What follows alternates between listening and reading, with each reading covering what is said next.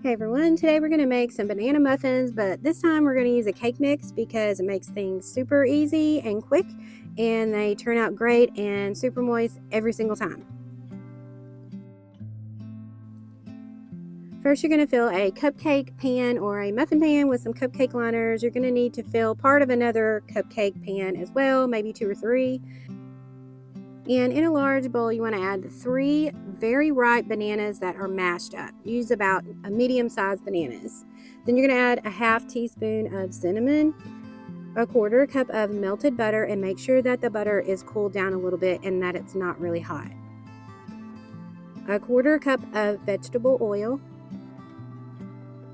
2 large eggs, and make sure that the eggs are around room temperature. 1 teaspoon of vanilla extract. And then just take an electric mixer and mix it on medium until everything is mixed really well. You don't have to use a stand mixer. You can use a hand mixer for this. Then you want to add in a yellow cake mix. Just add it in dry. You don't have to put in the other ingredients that are listed on the box or anything. Just mix that on medium as well.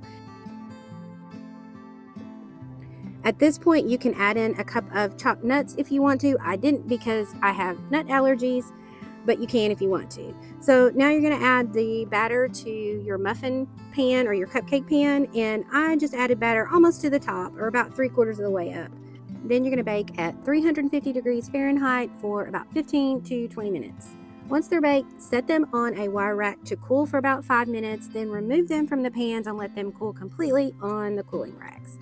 These are so easy to make, and they come out great every single time because you're using a cake mix.